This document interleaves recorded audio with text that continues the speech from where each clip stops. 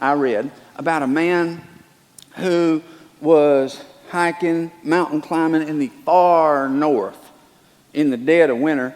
He got lost and was exposed for like 24 hours to the elements, and he got frostbite.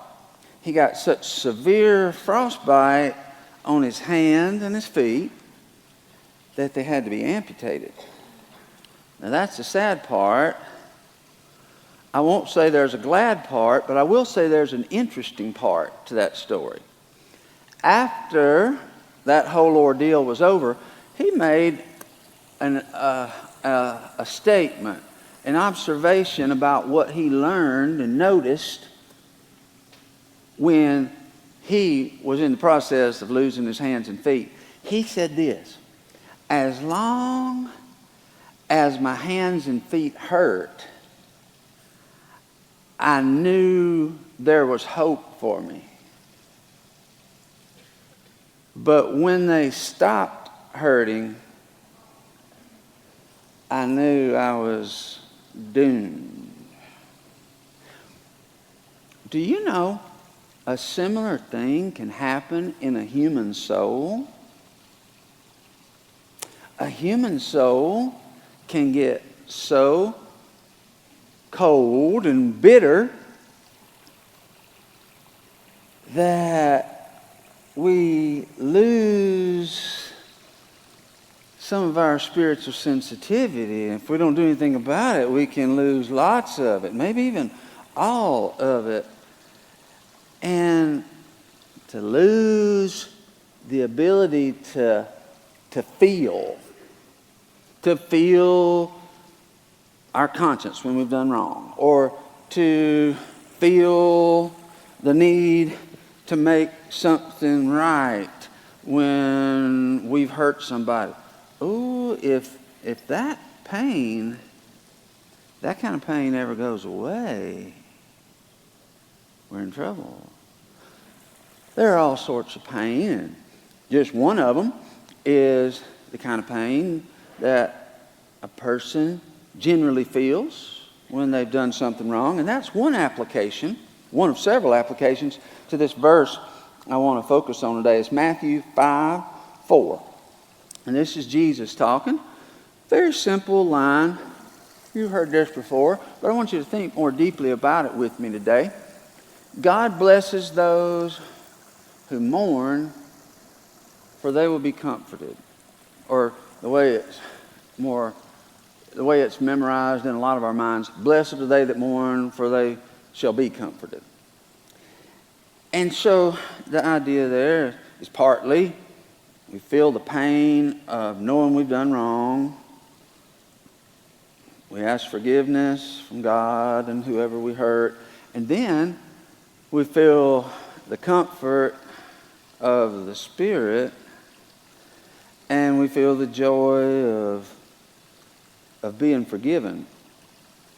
But I'm telling you, there's a normal side and a healthy side to feeling all sorts of pain. I'm talking in a broad sense. Emotional pain, though, is what we're talking about especially. All kinds of emotional pain. One thing that says about you that you can still get your feelings hurt, it says, if nothing else, it at least says you still have feelings. And did you know that, according to the Bible, some people don't? Listen to what Ephesians 4:19 says. It's talking about people who are past feeling. Past feeling. They've gone beyond that point. And they're so greedy, they do all sorts of indecent things. You have a similar idea in 1 Timothy 4:2. It talks about another danger. A dangerous thing that can happen in a human heart. Their consciences have been seared with a hot iron, deadened so they no longer feel. That actually happens.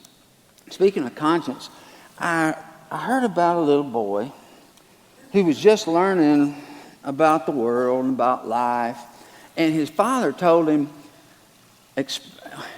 about conscience one day. And of course, the little boy wanted to know what his conscience was, and so the father said, "Well, son, your conscience is that little voice that lets you know you've done something wrong." And the little boy thought about that. Then he looked up and he prayed, "God, please make that little voice loud."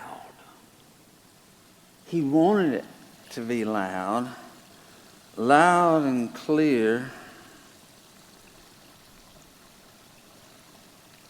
We need to recognize, we need to be able to feel when something is wrong.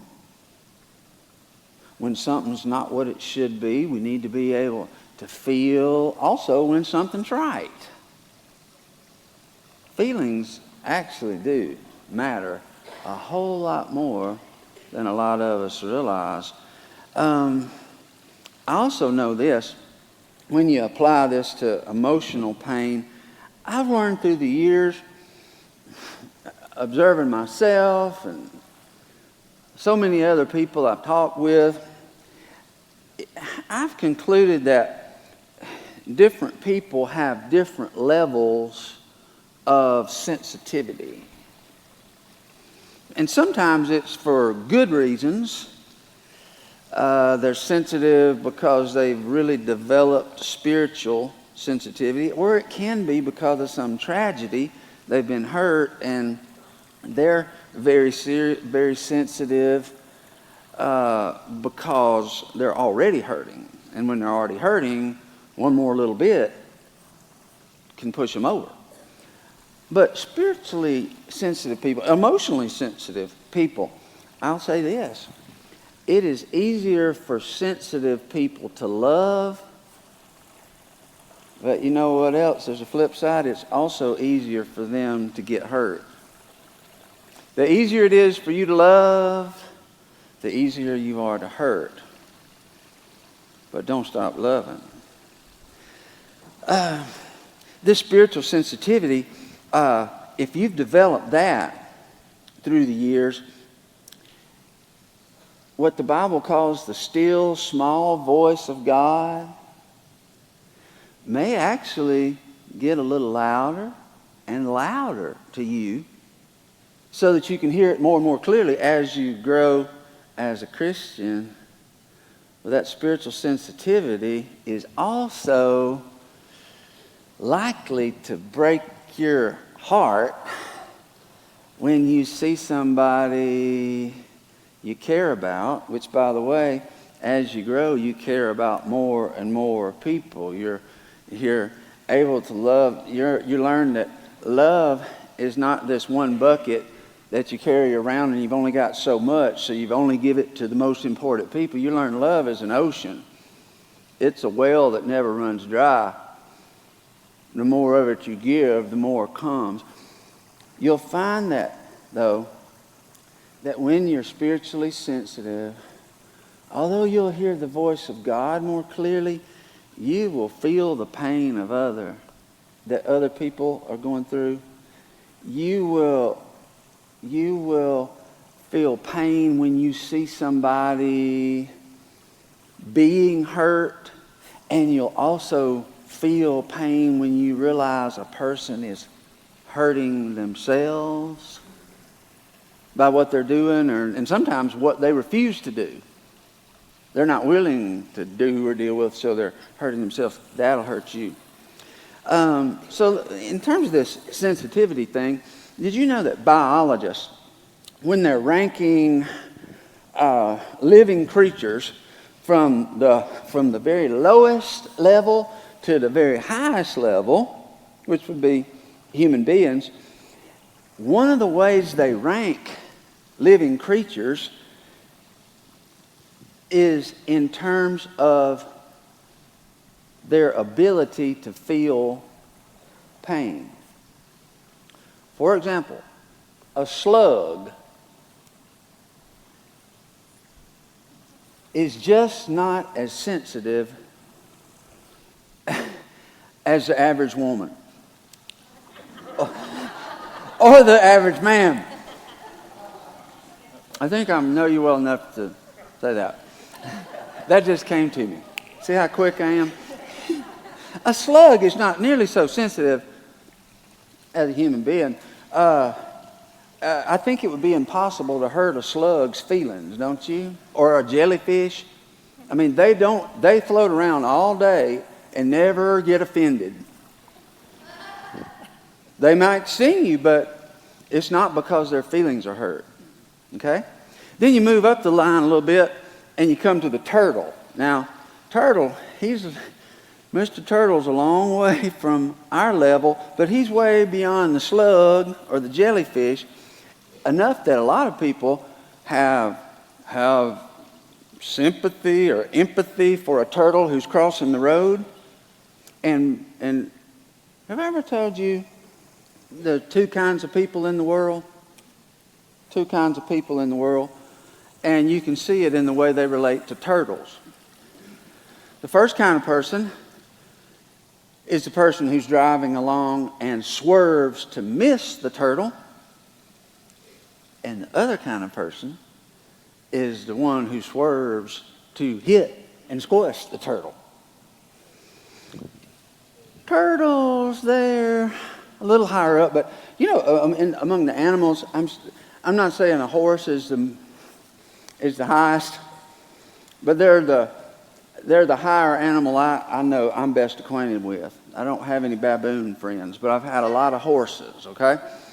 And what I've begun noticing since my back got better and I started riding again, the last several months, I've become more aware of just how sensitive to every little thing a horse actually is. They pick up on stuff. Not only, obviously, their back is sensitive enough they can feel a fly light on their back. But there's more to it than that. They can pick up on your mood. Danny, can they not? They can pick up on your mood. They can tell, you've known this since you were a kid, some of you. They can tell if you're scared of them. You know what else they can tell? They can tell if you don't care anything about them. They can tell. And I learned, the one thing I did learn, even years ago, is don't go horse riding when you're in a very bad mood. Do I even have to tell you why? The horse will usually catch it, and she'll get in a bad mood too, and by the time the ride's over, we're both in a much worse mood. They pick up on those kinds of things. Of course, we're the highest, and we're capable of picking up on and getting hurt by things that no horse would. When's the last time you saw a horse stomping around out in the pasture, obviously angry because he read 6 words on a text message that have made him fighting mad? Even a horse won't do that. But I can. Can you? Just 6 words on a screen can make us sad. They can make us mad. They can make us glad. And when you put all this together, it reminds me, Walt Whitman, the poet, in light of all this kind of stuff we're talking about, he said that he actually envied cows. He was sort of jealous of cows because he noticed that the average cow grazing out in the pasture is not hyped up or stressed out. As they graze along there, they're in that present moment focused on whatever they're eating and chewing for the first time and what they're chewing for the second time. They're not remembering any kind of old grudge they've still got. And they're not stewing over what somebody said yesterday morning and figuring out what they're going to say to tell that person off. They're a whole lot more peaceful than most people. But would you want to be a cow? A cow, it's true. They don't get mad, glad, or sad nearly so easily as we do. But a cow never has the experience of reading a scripture that brings tears to her eyes because it's touched her heart. A cow never gets her romantic little heart broken because she's not in love with the bull in the first place. But for human life, it's different. We're just different, okay? We're unique. In human life, the total package, it's a package that contains both joy and sorrow. There's love, but there's also hate. There's peace that passes understanding available, but there's also the possibility for a tormented mind. The Greeks had a story. It was really a parable. In their mythology, they thought of the river Styx, the Styx River, as the river you crossed over when you were moving into death, when you were leaving this world, headed to the next. In sort of the same way, Christian thought, we think of crossing over Jordan. Some of you know what I'm talking about, into the promised land. Similar idea, but there's a unique feature. In the Greek mythology, when you got down to the river Styx, because your life was over, you were getting ready to pass on into something, whatever was coming next, there was a boatman down there. He was a ferryman who ferried people across to the other shore, the next world. And when you got on the ferry, according to the old legend, the ferryman would offer you a magical drink called the drink of forgetfulness. And this drink of forgetfulness was offered to every customer, everybody he carried across the river. And here's the way it worked. If there were painful things you wanted to forget, you could drink that. This is a parable. Now, get this. There were painful things you wanted to forget, drink the water of forgetfulness, and it's gone. So one lady arrived at the river Styx. The ferryman, preparing to take her across, offered her the magical water, and she was like, oh my goodness, I got to have that. I got so much I want to forget. First of all, I want to forget how much I have suffered. Very well then, said the ferryman. I'll give you the drink and you'll forget all that you've suffered, but know this, there's a flip side to that. When you forget all you've suffered, you'll also forget all your victories over suffering. And she, okay, well, I'll keep that. I'll take that, she said, but I really have failures that I want to forget. They've bugged me for years. My failures, I want to forget them. He said, okay,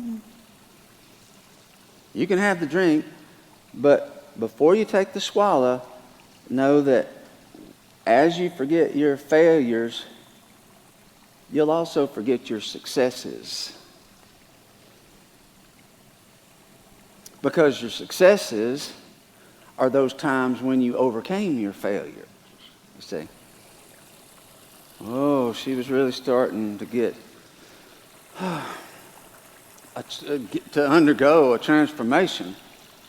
But she had one more question. And she said, I'm afraid I already know the answer. I'm paraphrasing. She said, I'm afraid I already know the answer, but I'm going to ask this anyway. Can I take that magical drink and forget about all the times I've been hated? He said, yes, you can drink and forget all the times you've been hated, but, whoa, stop, let me tell you. She said, if I forget all the times I've been hated, I'll also forget all the times I've been loved. And she said, I think I'll keep my memories after all. I don't want to forget.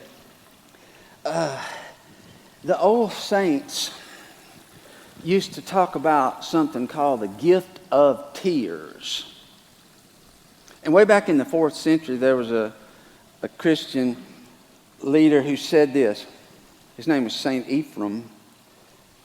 He made this statement. If you have not cried, you do not know God. Now, don't be overly literal about that, especially some of us men, because some of us don't just break down and have tears gushing out. It takes a lot for me to cry, for example. The way what that means on a deeper level, if you've not mourned, if you've not suffered, you don't know God, at least you're missing out on a big part of God, because some of God's sweetest consolations come to those who are mourning. Blessed are they that mourn, for they will be comforted. You know, in this world, we can never be insulated from pain, sorrow, grief, or loss. We think about how much time we spend trying to organize our life to prevent getting hurt, or to protect the people around us from getting hurt. And that's all right. That's good. That's fine. Just know this.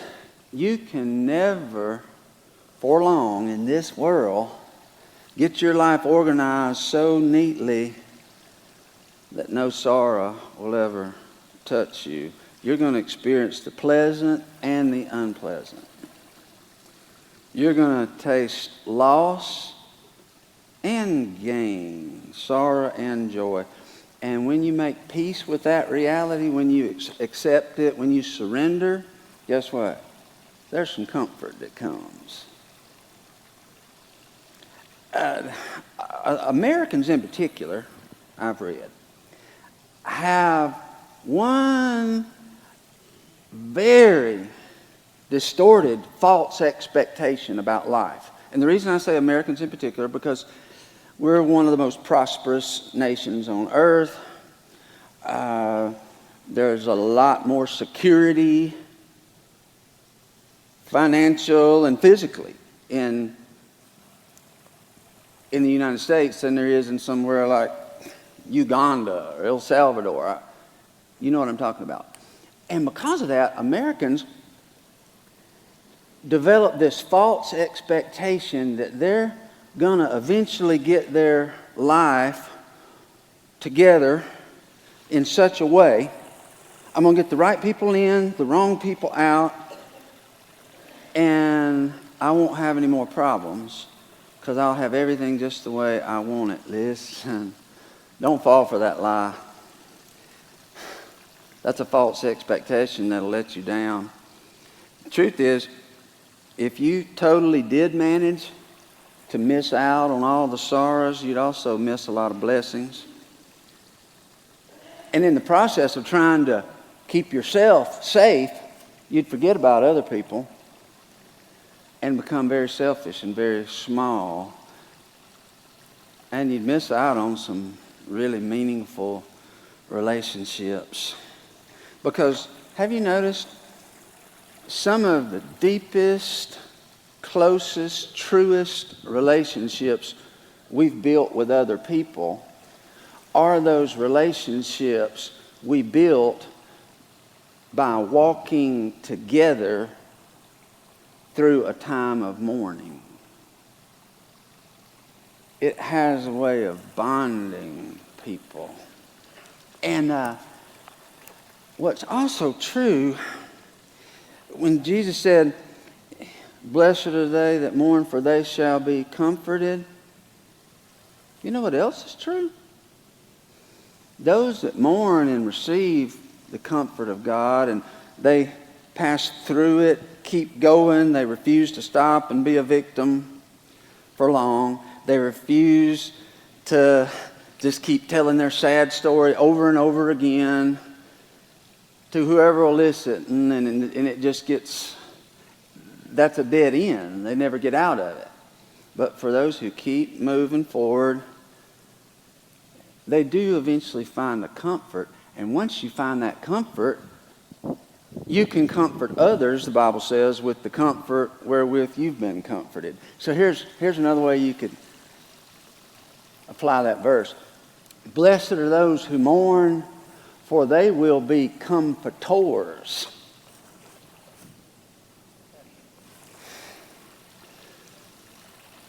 If I ever find myself mourning some loss, working through some pain that comes upon me unexpectedly, and I'm struggling, don't send me a person, no matter how good of a Christian they are, don't send me merely a Christian who cannot relate to what I'm going through. Don't send that. Send me somebody, or send me to somebody who's either been trained on how to comfort and lead people through difficult times, or send me somebody who's passed through a similar journey and come out on the other side. Send me a comforter. Well,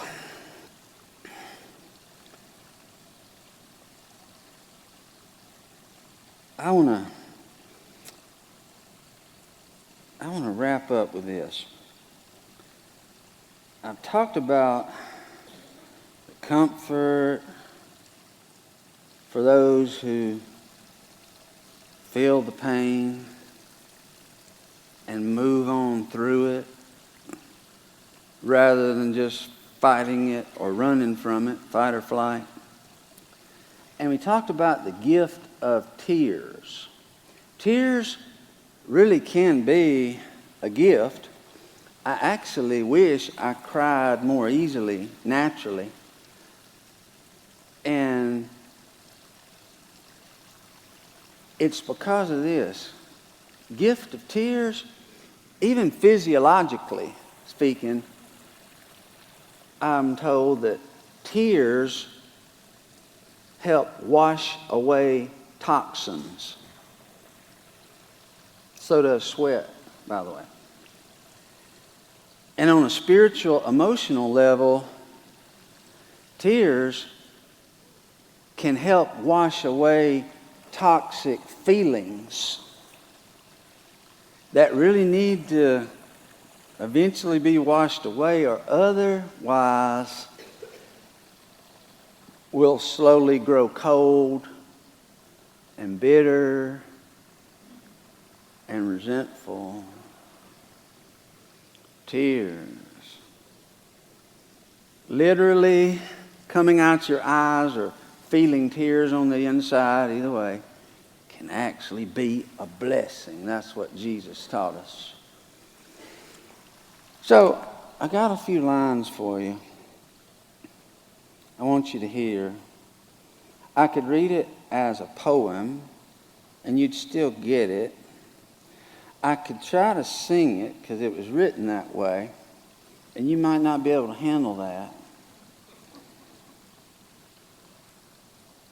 But because it is a song, I want to share just a portion in relation to tears, and it goes like this. He washed my eyes with tears that I might see the broken heart I had was good for me. He tore it all apart and looked inside. He found it full of shame mixed with foolish pride. And now I understand 'twas best for me. He washed my eyes with tears that I might see. May He wash your eyes